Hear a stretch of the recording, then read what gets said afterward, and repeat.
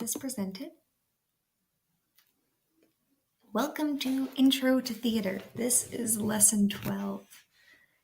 Today we're going to be going over decentralization and subsidization. This is chapter 8 of the textbook. What does that even mean?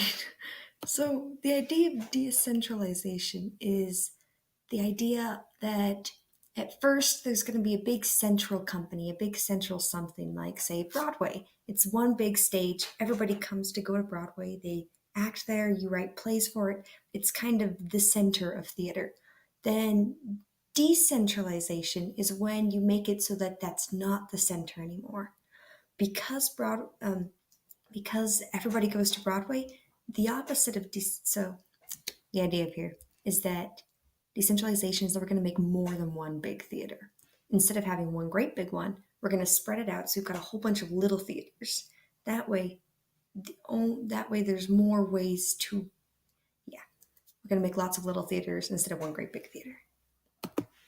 Subsidization is meaning to get subsidies or grants of money. Say, like the FAFSA, you're getting grants from the government to go to school. Theater groups would get subsidies from the government in order to have a play, in order to run their company. This kind of a grant allowed theaters to do a lot more because they didn't have to worry just about making enough money from their tickets to perform the play. If you have a little bit of a grant, then you have a little bit more freedom to do what you'd like because you're guaranteed a little bit more money from your play already. So back in the day, theater was always centralized. It was run, say, by the government and there was one main theater, or say it was run by just one dominant theater. Just they had a monopoly over everything, and so you couldn't really get a lot of little theaters. Little ones would start out, but they'd kind of die off because everybody was going to the big main one. But because of the way things have changed in recent times, there isn't one big theater. There's lots of little ones now. And subsidies from the government have helped this happen. If you have a little bit more money to get your theater started, little theaters can pop up more and you have a lot more variety. Nowadays, you have a lot of variety in theater because there's not just one company trying to desperately make enough money to perform the next show.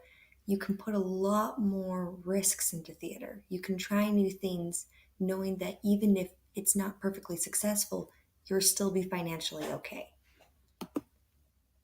So we have kind of moved away from straight Broadway in the past.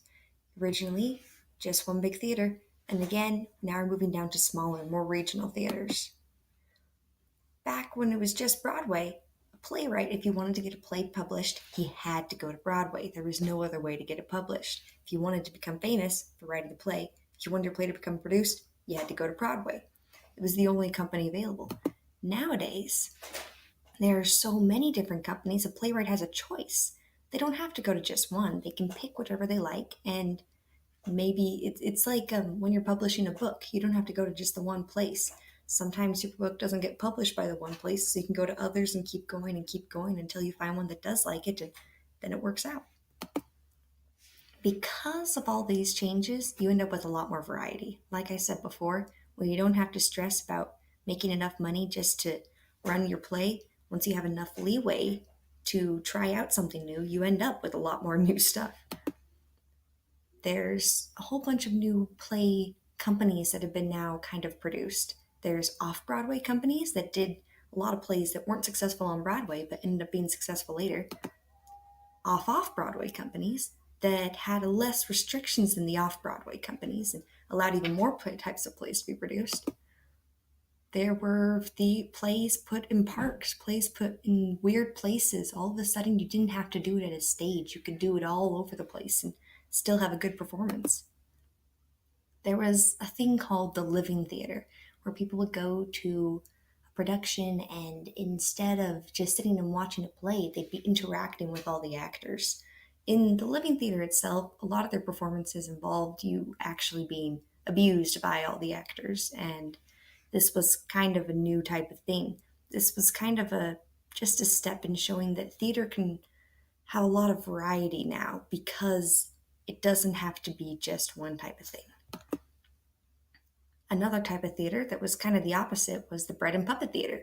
Instead of abusing its spectators, it fed them free bread and showed them moral plays based using puppets. There were poor theaters built to kind of bring us back to just the basics of theater. We had just the actors and the audience and the bare minimum of scenery, kind of trying to get back to the essence of what is a play.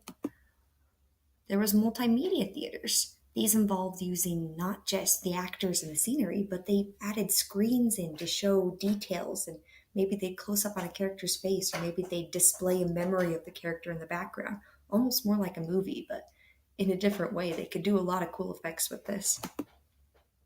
There were plays called happenings, where instead of a specific story being told, it was more like a big art show, like a gallery. There were three chambers, and you'd walk through each chamber, and there'd be someone in each room repeating some kind of tasks. It was kind of a sometimes they would get the spectators involved in making whatever the actor was doing. And this was kind of more meant to be an experience rather than just a film or just a play. All kinds of new kinds of theater were being opened up now that people could have a lot more variety. Last of all, there was performance art, which was basically really hard to describe. The only real essence of it is that they have no more rules. They can do whatever they like, and because of this, you ended up with even more variety. Basically, once you are no longer worried about just the one central theater and just adhering to that, you can go just about anywhere and make all kinds of new things. Because of this, there were a few changes when it came to American musicals. Back in the day, Broadway was basically one of the places to have plays. And because of all the changes in theater, a lot of people, instead of going to Broadway, it was a little too expensive. And so instead, they'd go to smaller theaters and they'd go watch plays there. And because of that, Broadway kind of lost its appeal for a lot of those smaller plays. But one thing that did stay popular was its musicals. Everybody loves Broadway musicals. They could do all kinds of things with them. And so even as other things became less popular, Broadway musicals still stayed in the running. At first, Broadway musicals were kind of cheerful and really upbeat, but as time went on and people started adding in new things, you got a lot more varieties of musicals. There were some that were less optimistic, some that were a little bit darker, and you find that there's a lot more variety into them. They started doing musicals with rock music in them, or sometimes just about anything. You could find a lot more variety nowadays.